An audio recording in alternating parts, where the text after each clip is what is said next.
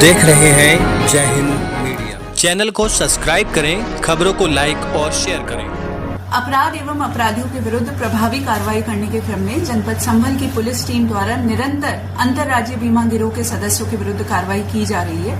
इसी के क्रम में आज जनपदीय पुलिस द्वारा एक ऐसे गिरोह का खुलासा किया जा रहा है जिन्होंने बीमा क्लेम की राशि को हड़पने के लिए अभी तक 2 हत्याओं को एक्सीडेंट का रूप दिखाते हुए कारित किया है और 1 हत्या की प्लानिंग इनके द्वारा की जा रही थी। पूरा घटनाक्रम इस प्रकार है कि जो हमारा मूल मुकदमा था 13/25 जो कि थाना रजपुरा पे पंजीकृत था, जिसमें पहले 2 अभियुक्त ओंकारेश्वर मिश्रा करण और अमित पकड़े गए थे, उसी में एक अन्य अभियुक्त शाहरुख की गिरफ्तारी फरवरी 2025 के अंदर की गई थी। जब शाहरुख के पास से हम लोगों ने एक मोबाइल भी बरामद किया था और विवेचना के क्रम में ही जब हम उसके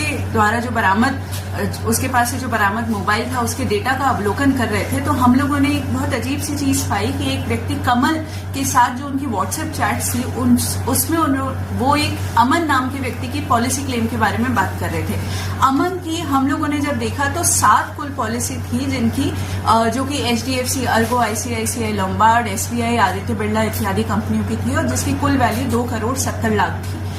अमन की क्लेम की बात चल रही थी। हम लोगों ने ये भी देखा कि उसकी एक FIR जो कि जिसमें कि उसकी मृत्यु एक्सीडेंट से होना दिखाई गई थी, जो कि थाना रहरा जनपद अमरोहा पे मुकदमा पंजीकृत था, वो थी। उसके अलावा FR की जो कॉपी थी वो भी थी। क्लेम के डॉक्यूमेंट्स को जब हम लोगों ने गहनता से देखा तो उसके अंदर PM रिपोर्ट और पंचनामा भी संलग्न था और PM रिपोर्ट को जब देखा गया तो अमन के शरीर पे एक्सीडेंट की चोट दिखाने के बावजूद पूरे शरीर पे कहीं पे भी कोई खरोच भी नहीं थी और मात्र सर पे 4 बड़ी इंजरीज थी, जिसमें 2 चोटें 3/5 सेंटीमीटर की बोन डीप इंजरीज थी। हमें इस बात का संदेह हो गया क्योंकि हम बीमा गिरोह पे लगातार काम कर रहे थे कि ये एक एक्सीडेंट ना होकर एक सुनियोजित हत्या हो सकती है। इसलिए हमारे द्वारा एक रिपोर्ट प्रेषित की गई कि इसमें अग्रिम विवेचना की आवश्यकता है और DIG सर के आदेश से ये अमरोहा से ये विवेचना जो है थाना रजपुरा में ट्रांसफर हुई। इसी की विवेचना के दौरान जो हमने दस्तावेजों से 2 प्रमुख अभियुक्तों को चिन्हित किया था, उनका नाम था कमल और वेद प्रकाश, जो कि धनारी के रहने वाले हैं। इन लोगों को हम लोगों ने बुलाया और इन लोगों से गहनता से जब पूछताछ की गई तो इन लोगों ने स्वीकार किया कि इनके द्वारा बीमा क्लेम की राशि को हड़पने के लिए अमन की हत्या की गई, जो कि इनकी सगी मौसी की लड़की का लड़का था।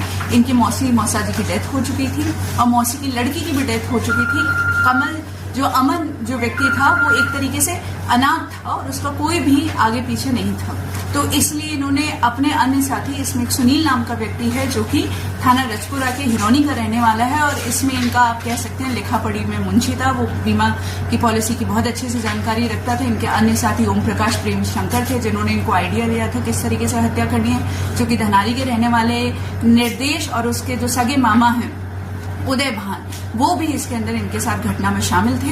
ये लोग सुनियोजित तरीके से पहले इन्होंने इस बच्चे की साथ पॉलिसी कराई 2,70,00,000 की, फिर इससे ये लोग धनारी से लेकर गवां से होते हुए ये लोग रहरा थाना में पहुंचे, जो कि सुनसान सा क्षेत्र है, जंगल है वहां पे।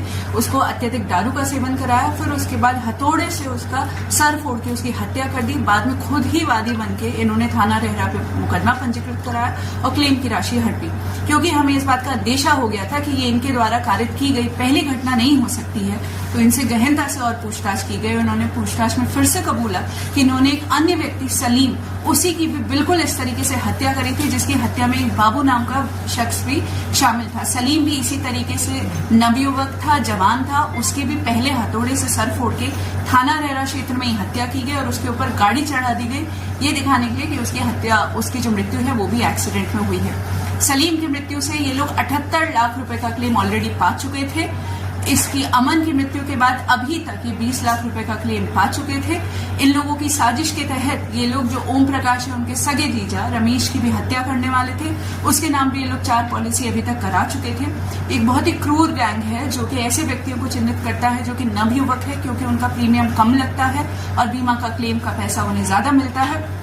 उन लोगों को चिन्हित करते हैं, बर्बरता पूर्वक उनका सर फोड़ के उनकी हत्या कर देते हैं और उस हत्या को एक्सीडेंट का रूप दिखाते हुए बाद में क्लेम की राशि को प्राप्त कर लेते हैं। इन लोगों को हत्या का दोषी मानते हुए आज मुकदमा अपराध संख्या 345/23 में अंतर्गत धारा 420, 302, 201, 475, 120B IPC में गिरफ्तार कर न्यायिक अभिरक्षा में भेजा जा रहा है। मैम, कितने मामलों के इस तरह की जो बीमा गैंग के, तो कितने आरोपी अब तक जेल भेज चुके हैं? ये जो हमारी गैंग है, इनके द्वारा 2 हत्याएं की गई हैं और उसके अलावा 1 हत्या की इनकी प्लानिंग थी, परंतु इससे पहले जनपद संभल की पुलिस द्वारा 2 इसी तरह की हत्याओं का अनावरण पिछले 10 दिनों में किया गया है। एक थाना चंदौसी के अंदर एक दरियाब नामक विकलांग व्यक्ति की इसी तरीके से हत्या की गई थी और बाद में उसे एक्सीडेंट का रूप दिया गया था।